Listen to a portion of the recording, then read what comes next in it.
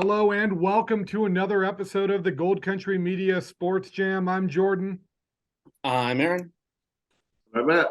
And hey, in honor of opening day, Matt's got the Phillies hat on. I've got to ask, I guess, our main question of the day: who's winning the World Series this year?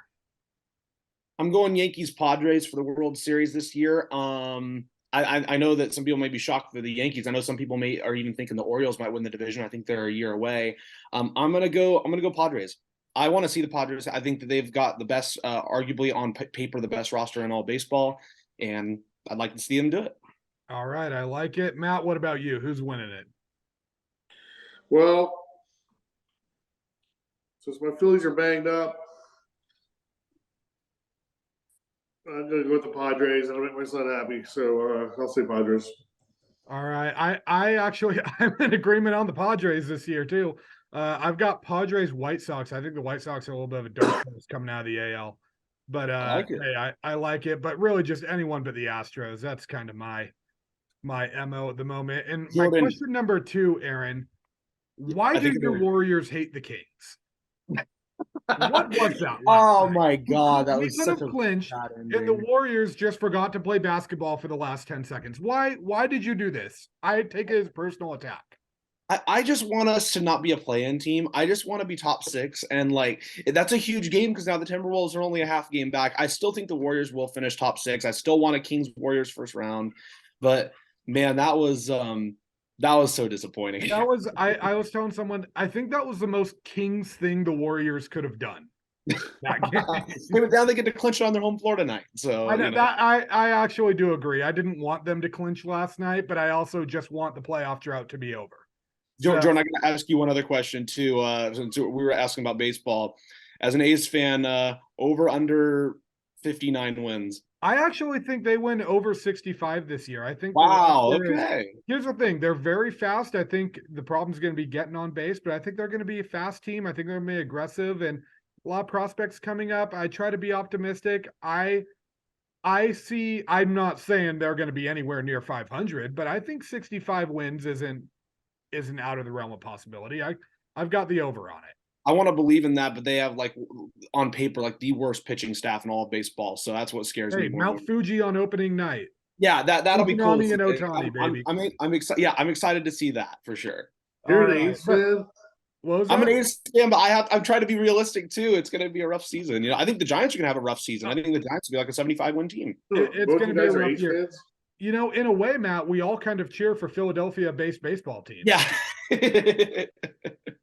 I mean, so you're both A's fans. We're root for the A's. Yes, sir. Very outnumbered. You better hope there's not an A's Phillies World Series, Matt. All right. But hey, on to the high school stuff, the stuff you tuned in for.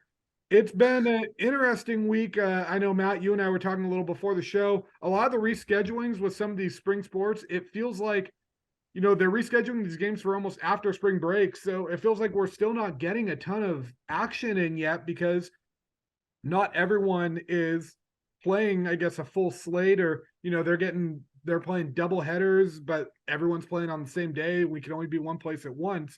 But let's start with you, Matt. Where were you at to start the week? Yeah, well, last Monday I was at a great lacrosse match at Oak Ridge. It was Vista against Oak Ridge boys. Two really good teams, rivalry. Vista beat them twice last year for the first time ever, beating them twice. So it was a revenge. Oak Ridge was trying to, hey, we're still a good team. We're going to, we'll come back and beat you guys. And Vista was like, hey, last year was great, and we're here to beat you again. So, and for the first, halfway through the third quarter, the match was tied at 8-8. It was a great back and forth match. Neither team scored more than 3 straight goals before the other team would score. So, it's very close, very good match, 8-8. And then midway through the third quarter, Vista, they just took over. I mean, they outscored Oak Ridge, 10-2 the rest of the game, and then they won 18-11. They just kind of put their foot to the floor and went, and Oak Ridge couldn't keep up. And Max Voda scored 7 goals for the Eagles to lead the way. and they don't play again in the regular season. They might meet up in the playoffs, but Oak Ridge's coach, he wasn't sure what happened because I have to look at the tape.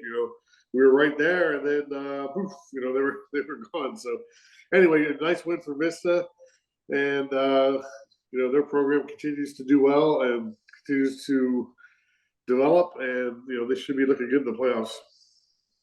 All right. I like it. And I know you were kind of down for the count for the second half of the week. Well, do you want to touch on it now, or should we come back for it? Well, no, I'll touch on Wednesday, then you can come back to me for a second time. All right. Wednesday, I was at Bella Vista again, like I was the previous week for a lacrosse match. This time it was the Vista girls I saw instead of the Folsom girls. My first Vista girls match of the year, and they had off to a 1-5 start. Weren't from what I could see, weren't playing 1-5. They weren't doing too well. But what I didn't see was who they were playing. They lost twice to Oak Ridge, and they lost twice to Bay Area teams, which are generally better than the Sacramento teams of lacrosse. So, 4 of the 5 losses were to powerhouse teams. So, really, as I watched them play, they're really not. Bella Vista is nothing to write home about. But I said this team really looked better than a 1-5 team or 1-4 team, and they were. They beat Bella Vista 18-1 in this match. But the coach,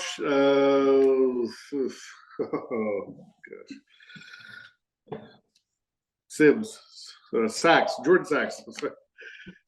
Vista lacrosse coach. She scheduled the Bay Area teams this year for the first time, wanting to challenge the kids, get a better team. And the only way to do this is to play better teams. So she put the challenge there, and she said it has been challenging this year playing those teams, but it's been worth it. It's been worth the challenge. And she's seen good things come out, not in the final score, but she sees her team improving. And they really looked good against Bella Vista because they weren't just throwing the ball around. They're just, you could tell, they're running plays and they're trying to hit the plays, and girls were cutting and moving, and they weren't just standing still. They just looked like a good lacrosse team. So anyway, they had a good night. Maxine Yu had 3 goals. Haley Crowley Blunt had 2 goals. Addison Woods had 2 goals. Lauren Hagel had 2 goals. Catherine Smith allowed 1 goal all night long, a goal. This is 2-5. Then they won a game later on that week. So they're 3-5 now, and they're heating up, getting ready for the regular season. So I think they'll be all right. And Jordan's got those girls dialed in, and they'll be looking. Everyone's looking forward to the April 15th matchup between Folsom and Vista in the Lacrosse Town Cup. All right, I like it. I like that Lacrosse Town Cup. Now, did they dub it as that, or is that a Matt dad joke there? No, that's not a dad joke. They came up with the Lacrosse Town, so they spell it CROSSE. I love that. That's, you know what? There is always room for puns on this show. Aaron, throwing it over to you. The first half of your week, where were you at, and what'd you see? Yeah, so Monday I was at McBean Pool in Lincoln, where the Zebras faced Nevada Union. Got out to my first swim meet of the year, and despite both the boys and the Zebra teams losing, there were various athletes who improved their times, and Hannah Cockcroft qualified for sections in the 100-yard butterfly on her 18th birthday. So that was a pretty cool birthday present, and it was pretty cool because the second she exits the pool, she has 25. She might have had the entire team around her, and they're all singing "Happy Birthday," and the crowd got into a little bit too, and that was a pretty cool moment. So that was fun. I also got to see Jesse Miller. So get this. So he's a freshman. He competes, I want to say, a 200 medley relay and a couple of freestyle events, but he's a double amputee. And it's his legs too, and it's just phenomenal and super inspiring just to watch him swim.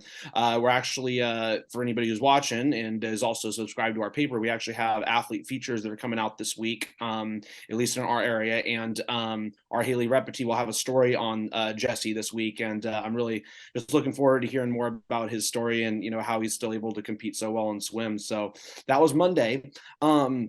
And then Thursday, I was at 2 events. I guess to split this into half, I'll get into my first event and then I'll pass it back to you, Jordan. The first event I was at was another swimming meet. This was between Rockland and Del Oro. Both teams have multiple athletes who have qualified for sections, with Rockland being led by Morgan Madrill, Del Oro being led by Sean Christensen and Chloe Irich, I believe I'm pronouncing that right. Chloe actually broke the 200-yard freestyle record for the school in a meet against Whitney a couple of weeks back. They have multiple other athletes who've qualified as well. So yeah, it was just good to get out to some swim again. Yeah, definitely. It's it's been wet enough with the water falling from the sky. Let's let these swimmers do what they do best. They're the ones that are getting wet all spring. So I've seen some crazy videos too from a couple of swim Instagram pages I'm followed in the area, and they're still out there practicing in the rain as long as there's no lightning or thunderstorms. It's just like crazy. Why not? Man. You're getting wet anyway. Yeah, fair enough. But then again, the moment you get lightning or thunder, if you're in a pool, you got to be like, we're done. But hey, you know what? Good for them. Impressive to get it out there. I got a little bit of dry sports with mine, but we had some sunshine on Monday, and it came out just enough for Placer and Bear River softball to rekindle their old PVL rivalry. Both teams were in search of their first win of the season. Placer jumped out in front in the first inning, but it was all Bear River from there. The Bruins cruised to an 11-1 victory in 6 innings. Gia Genovese delivered the final blow, hitting a walk-off home run the bottom of the 5th to put the 10-run rule into effect. The game was actually played at Placer High School, but it was a home game for Bear River. It was originally scheduled for Bear River to be there, but the field was unplayable at the time, so they played at Placer. They got a little better drainage and direct sunlight at that field, so it was a little drier, but the Bruins were still the home team in that. For Bear River, after losing the first 2 games of the year against Marysville, the defending PVL champs, in both close games, it's good to get that first win. 5 of Bear River's 10 hits were for extra bases. Coach Vince Naraki said, these girls are just confident right now. They're not afraid to get behind. They're not afraid to make mistakes, and they pick each other up. And, that's huge, especially in a game like baseball and softball that are so mental that, a softball team playing with not afraid to make these mistakes, not afraid to get behind. They're doing well. Still a few base running miscues, but they're getting there. Greta Barrio drove in 4 runs for the Bruins. She's been on a tear. She's 7 of 11 in 3 games for Bear River. Taryn Cleek earned the win. She did some of her best work actually with runners on base. Placer getting runners on wasn't an issue for them. They had a lot of times where they got runners on to start the inning, and then Bear River strikes out the side, or they even had a few times with runners on second and third, and Bruins just kept them away from home plate. And I think a lot of that is that Placer is a young team. They've got to learn to adjust to some of these things and adjust some adversity, but it's a team that I think they're confident they'll figure it out as well. But yeah, Bear River looked very good. They look very good in this season. The PVL looks like it's going to be a very fun league in softball. And then on Monday night, actually, I made the short trip down to DO to watch them play lacrosse against Bella Vista, boys lacrosse. It was a very good game. It went to overtime. Bella Vista ended up winning 8-7 in OT. Penalties really killed Del Oro, especially at the end. They actually were not at even strength at all during overtime. They were actually a man down for a good chunk of the 4th quarter. But Bella Vista actually took a 7-5 lead early in the 4th quarter, and then late in the 4th, Del Oro scored 2 goals late to tie it up and send it into OT, and it felt like they had all the momentum, but a couple just not ideal penalties were what killed the Eagles. I mean, it's tough to win in OT when you're never at full strength, but I think Del Oro was still kind of confident that the team was heading the right direction, considering they played Bella Vista earlier in the year and they lost 15-7 in that one. They said they came in with the same game plan, but they were a little more focused. They battled back. It was a tough sledding for DO for the rest of the week. They lost to Rockland on Tuesday night and then lost to Folsom on Thursday night. They're back at it tonight against Wood Creek on the road. Both teams looking for their 2nd win of the year. That kind of will do it for the first half of my week. The second half of my week was a little busier, had some double headers and whatnot, but we'll get back to that Matt, let's throw it back over to you. The second half of your week, I know, like you said, you were a little down for the count, but there were still sports going on that you were able to kind of follow a bit. Tell us what happened in Folsom. Yeah, Friday I didn't go to anything. I was just too sick. Friday, but I Thursday. Well, let's go back to Thursday. Vista played Del Campo in three game set, and Del Campo is defending D3 champs. And Vista is a lot of they're a young team. They only have I think two seniors, but anyway, they're young, up and coming. So I can't say that I'm surprised they lost all three. Vista did, but they had a chance to at least definitely win one. They had a chance to probably win two. They lost 4-2 the first two games of the series. Thursday at Del Campo, they lost 4-2, and then Friday at Vista, they lost 4-2. And Coach Sal Rivera said the first game, two misplays in the first inning in the outfield cost them 400 runs. So he said we make those plays and we win 2-0. So I can't comment on it. I wasn't there, I didn't see it, but he was disappointed to lose that win. And 4-2, they can go anyways, any team's game. So game two is another disappointing loss. Then we talk about disappointing loss. The third game Saturday was 11-0. They had Vista got chomped on that one big, but I'm not sure what happened there. He said they missed their two or three guys out of the lineup hurt, and they just Del Campo. He said that's just the leadership and the D3 champs coming back with a lot of returning players, and us with having a lot of young guys and some of our leaders not there. So anyway, Vista lost 3-game set to Del Campo, and they're going to have to regroup this week against Capital Christian, which is doable. They just have to go out and do it. And Friday night, Folsom played Vista in volleyball. I really wish I would have felt okay because this would have been a good match to go to. I haven't seen Folsom yet, but they're having a great year. But Folsom beat Vista in 3 games, 3 competitive games, 25-21, 25-20, 27-25. So, and again, James Fancheer, Vista coach, felt they should have definitely won the third game. Again, they beat Folsom to 20. And at least one of the other two, he felt they could have won too. So that could have been anybody's game if they had won one of those two. But anyway, it was a fun matchup, 3 close games that all went in Folsom's favor. So that was my week. All right, I like it. Aaron, throwing over to you. What was the second half of your week like? Yeah, so after I covered the swim meet on Thursday, I grabbed a quick shake at Taylor's. Highly recommend going there, by the way, in Loomis. And then had a very rainy drive through the country from Del Oro over to Granite Bay. But I was very fortunate that once I got to Granite Bay, the rain stopped and I got to see some girls lacrosse that night. It was Granite Bay against Whitney, so it was an SFL day for me. The Grizzlies came away with the 17-2 win and progressed to 5-2. They did go on to lose to Oak Ridge 14-4 on Friday. But yeah, Granite Bay has a good team. Catherine Gray had 3 goals in the match, and Yasemin Johnson had 4 goals in the match. So Granite Bay looked pretty solid there. And then on Friday, I was at another lacrosse game. This time it was Roseville boys at Oakmont boys.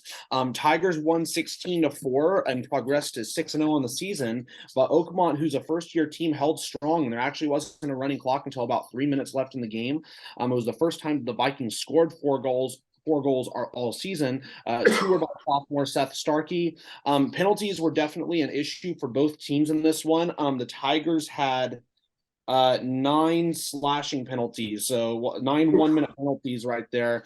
And then Oakmont also got into penalty trouble in the second half. They had 5 penalties, 2 of which were 2-minute non-release, I believe is what they call them. So definitely an issue for both teams and something they'll have to work on. But Roseville looked pretty good. They are undefeated, and I'm interested to see what they can do over these next couple of games as they play Lincoln, and then I think they have West Park after that. All right, an impressive one. My Thursday was a little bit different. It was going to be, the rain allowed us to play some games. It started with a doubleheader, actually, Colfax and Center baseball. The game actually started at 1:00. I've never had to get a visitor's pass to watch a game, but Hey, you know what? That was the case with Thursday, and Colfax just made light work of center in this one, or in both these games. They won 7-0 and 12-0. They're now 5-0 overall in the year, 4-0 in PVL. Pitching was just dominant. 20 strikeouts across the 2 games for Colfax. Marcus Mader earned the win in game 1 for the Falcons. He allowed just 3 hits and struck out 10 and 5 1/3 innings of work. And then Gabe Garcia went the distance in game 2. It only went 5 innings, but he struck out eight in those 5. And Falcons just, they looked dominant in this one. I mean, center was a team I think a lot of us had pegged as one of those top PVL teams, and Colfax went and shut them out and beat them a combined 19-0. I mean, I know it's a doubleheader, so it's tough because hey, one bad day and maybe that score doesn't reflect it. But Colfax, I mean, center just looked like they didn't have an answer for what Colfax was throwing at them. And I asked Colfax's coach, Chris Nave, about this team, and he said, well, one, if you guys remember correct, last year when Colfax lost, they were the 2 seed, I believe, in their bracket, 2 or 3 seed, and they were up pretty big on Houston in the first round of the playoffs, and Houston actually came back and beat them on their home field, and he said they kind of have a chip on their shoulder with how that ended last year. And Coach Nave said, we're not satisfied with coming in second. We want to win every single year. And, we work hard. And he said, this team is, they mesh well. They do a lot together off the field and outside of baseball. And that's huge in, high school sports, is when you have a team of kids that are very close, you're going to be very successful. So Colfax, a team to watch out for, 5-0 start. Some other stuff that went on over the weekend. On Friday, Colfax softball actually swept center in a doubleheader. They beat them 16-12 in game 1. Get this, Colfax allowed 12 runs in that game and only 3 were earned. Errors were an issue in that one. And then they figured it out in game 2, and they kept that offense going because they won game 2 21-1. So Colfax softball 4-0 now with 2 PVL sweeps of 12 Bridges and center. And, it's one of those things where that's, we know Sutter's going to be good. We know Wheatland's good. We know Marysville's good. We've seen Bear River looking pretty good so far. When you get 2 league sweeps to start your season, I mean, that puts you in a great driver's seat, because even though you're still facing some tougher competition coming up, I mean, you start looking at that going, okay, if we just split this series or, anything like that, I mean, we're in the driver's seat, 4-0 start league. It's like the old Premier League outage of like, hey, I just have to tie the best 5 teams in the league and then beat everyone that I'm supposed to beat. So I think Colfax is a team that can be scary. Bear River baseball beat Union Mine 6-3 on Saturday. That was so Bear River are off to a 4-1 start. They've scored 39 runs in the first 5 games of the year. So if you're averaging close to 8 runs a game, you're doing something right there. They split the season opening or the league opening series with Marysville. They won 4-3 in the first game, lost 7-0 in the second. But Bear River, a team that can be a name to watch out for. They're playing 12 Bridges on Tuesday, I believe, up at Bear River. I'm going to try to check that one out. So, hey, scary thing going on there. And then Forest Hill beat Sac Waldorf to open up league 10-2. And I'll have a little more on that in a second. But Matt, let's go over to you. What were some of the best performances you saw this week? Well, there's a lot of good team play in the lacrosse matches that I went to, 2 lacrosse matches. But my athlete of the week, I'm going with a track and field guy. Oak Ridge's Jaden Anderson, football player, basketball player, and this is his first year running track. He's a junior. And I mean, Coach Rob Fairley can't tell you enough about this guy. He's in the second SFL meet in the season. We have 3 of them. The second center meet, he plays first in the high jump, 6'2". He said about 3 weeks ago he cleared 5'10" for the first time. A week after that he cleared 6 foot. Now he cleared 6'2" twice.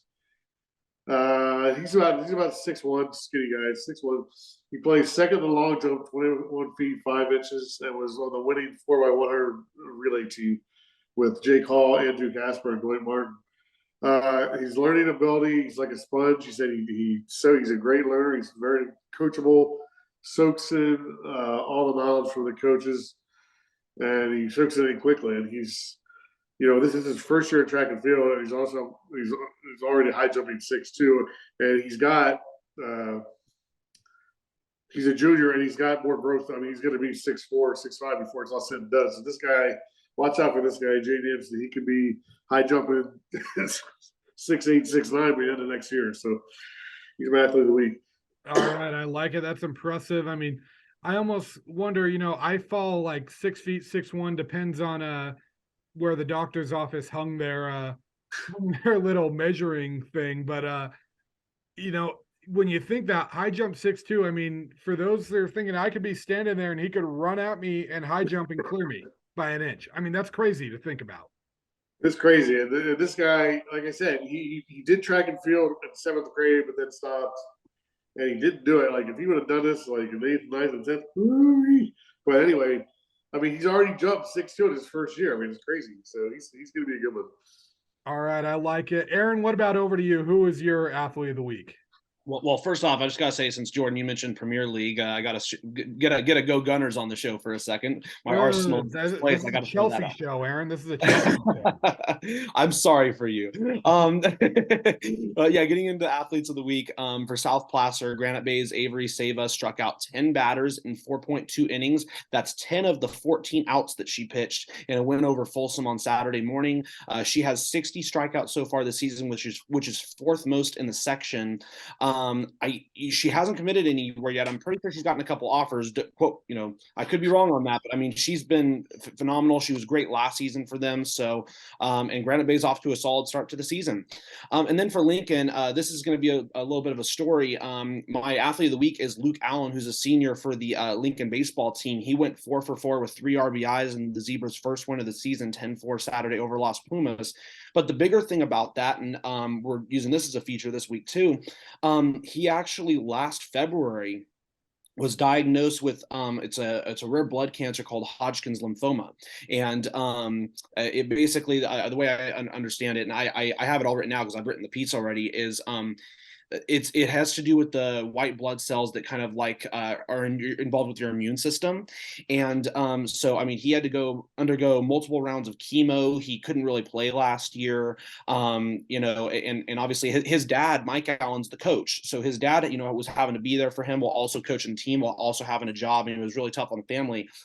They also he has a younger brother that actually goes to 12 Bridges too, and is on their JV team right now. But he was all cleared up with all scans and everything by June. Got to play in a couple fall ball games, got standing ovations. He hit a couple home runs in fall ball, and now he's out there and he's one of the best batters on the Lincoln team. It's really a heck of a story, and it's tough because. And Jordan, I was telling you about this over the weekend. I feel bad for a lot of 4-year varsity baseball and softball players in the area, because if you think about it, they started their career with the COVID-19 pandemic only being able to play like 5-6 games. Then the next season's the limited season with no playoffs. Last season was normal, but for Luke, it wasn't, because, he had to deal with, the lymphoma. And then now this season you have all the weather, and now Lincoln's only 3 games into the season. So, but I talked to him, and he's really happy just to be back out there on the field again, consistently practicing, playing, learned, a lot about life has changed, doesn't take, anything for granted. And, it makes you want to root for the team a bit too, just because of, you have a guy like that, who's been going through that. So it's just a great story overall. And I'm really happy for him and happy for the family. Another good performance in the Lincoln area, Josiah Morales. He's a hurdler for Lincoln's track and field team. He was 6th in the 110-meter hurdles and 3rd in the 300-meter hurdles at the Thunder Invitational on Saturday. All right. I like it. Some big, I mean, I don't think anything can top that for athlete of the week. I'll start my athlete of the week with saying this. The athlete of the week, I have 3 that were in position for it, and any of these 3 would have won athlete of the week or 2 of these 3 would have won athlete of the week on any other week. But hey, I had 3 incredible performances.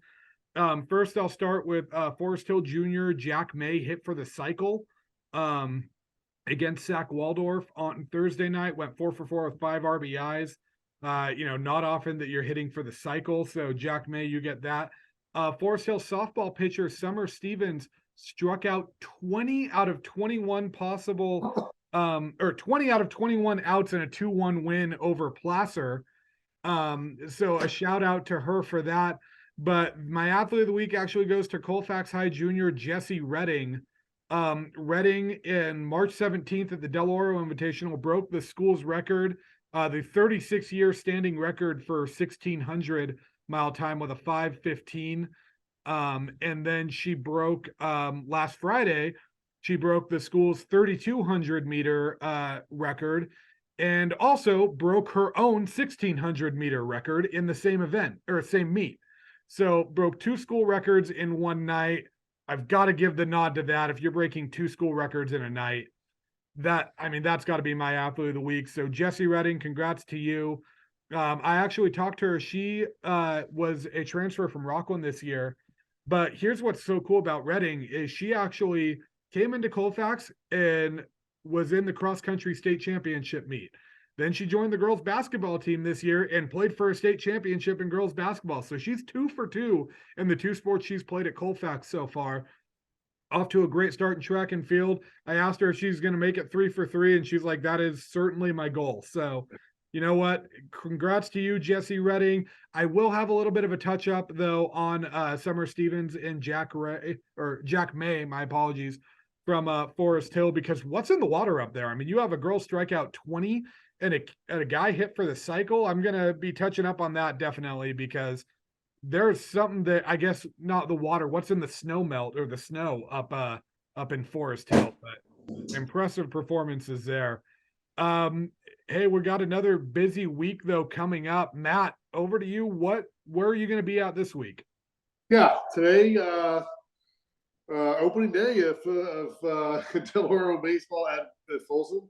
First of a 3-game set. That should be good because, I've been waiting to see Folsom play. Every time I go to a game, it rains out something. So it'll be good to see the Bulldogs play on the diamond. I'm kind of off. Tuesday I'm bowling. Wednesday it's supposed to rain. Thursday I got to play. I got to go see. So Friday I'm going to try to hit Oak Ridge home against Rockland, which would be the end of a terrific 3-game set there. Another SFL matchup, and then possibly Folsom volleyball is home in Bella Vista afterwards if it gets done in time. And then Sunday, I don't know what this is, but I've got an email about it. The UPSL Premier Division FC Folsom versus Davis Legacy Livermore Sports Field, 1:00 soccer. Gotta love those weekend assignments, Matt. But I'm gonna check out what that's about. Hey, you know what? I will say this because my brothers are in club soccer. I know that Davis Legacy are a very big, prominent club, so it should be hopefully at least a good match. Okay, well, I know nothing about soccer, so I'm pretty sure that Davis Legacy has multiple players on their team that were also on the section champion Davis High team that beat Whitney. So, they're a very good team. Very nice, very nice. Aaron, what about you? Where are you going to be at this week? Well, Jordan, I wanted to thank you for earlier talking about your lacrosse because I have the Max Preps app and I add all the scoreboards for each sport so that I know what's coming up each day. And on the scoreboard for boys lacrosse, Del Oro Wood Creek wasn't even on there. So now that you've said that, I'm going to 2 things today. I was originally just going to go to 1. So I'm going to go to Lincoln boys tennis at home against Oakmont. Lincoln's led by senior Aiden Lee. I think Lincoln only has 5 or 6 guys on the team, so they have like just enough to barely make a team out there. But I'm going to see how that kind of goes, and then because that's at 4:00, I'm going to have time to head over to Wood Creek and catch Wood Creek and Del Oro boys lacrosse. So I'm interested to see how that goes and which team's able to pick up their second win of the season.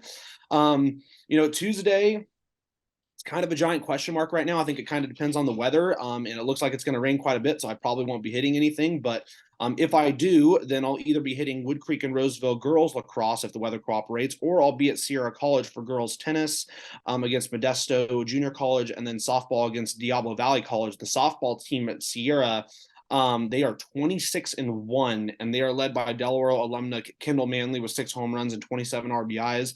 Amaya Sutton's also been pitching really well on the mound. I mean, this is a Wolverine team that last year made the state championship and lost. They've got a really good team this year, and they look like they can definitely make the state championship again. And I'm interested to see how far they can go. They've only allowed 42 total runs in the 27 games this season. So, I mean, they've just been dominant on both sides of the ball. Wednesday, I'm unsure if anything. Kind of depends if I'm able to work it out time wise, but I think Lincoln and 12 Bridges have a stunt game that's at 12 Bridges, and that'd probably be pretty cool to check out. So I'll try to get to that and check that out.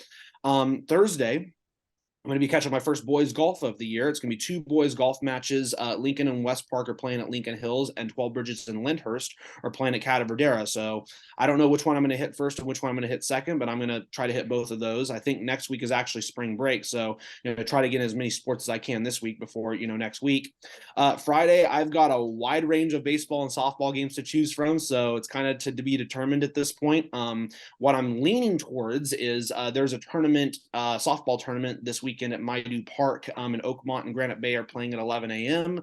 And then Lincoln Baseball are playing Nevada Union on Friday at 4, and I might go announce that. That's kind of what I'm leaning right now, but that very well may change. So tune in next week to find out. All right. Busy week. Yeah, the weather's going to be messing with a lot. I know the one thing I have planned for sure on Tuesday is at 3:30. I'm actually going to be at Forest Lake Christian School for the signing of basketball star Sadie Whaley. She is going to Arizona Christian. She's putting pen to paper, making that official. So I'll be there for that. And then if the weather's permitting, I'll be at Bear River 12 Bridges baseball at 4:00, just about pretty much across the street from, I guess, down the street and around the corner from Forest Lake Christian. So hopefully we get a 2-for there. If that doesn't work, I will see. I might be checking out Del Oro lacrosse against Granite Bay. So hopefully we get that. But hey, busy week. Wednesday, again, weather permitting, I have my eye on Del Oro softball against Rockland. But again, hey, we'll see about that depending on the weather. Friday afternoon, I plan to hit Placer Ponderosa baseball. And they actually look like they're playing a doubleheader Friday afternoon and evening. So maybe I'll be hitting both games. And then on Saturday, I'm going to be at All League opening day, and then potentially checking out Del Oro Vista Del Lago baseball, if the weather is permitting on that. And then I will also be trying to hit some boys volleyball this week. Again, like I said, depending on what the weather looks like, it's tough. I want to hit some volleyball, but I feel like we got to get this baseball and softball coverage in while we can, because you never know when we're going to get our next week of delays. So it's tough sledding, or I guess tough, I don't know, trudging through the mud, whatever you want to call it at this time of year. But hey, we're trying to hit everyone that we can. And, as far as this week goes, I think that's going to just about do it for what we've got for the Sports Jam. Before we really wrap this one up, does anyone have anything we want to add? I'm good. All right, Matt, how about you? I'm fine. All right. Well, thank you for tuning in to another episode of the Gold Country Sports Jam. I've been Jordan. I've been Aaron. I'm Matt. We will see you next time.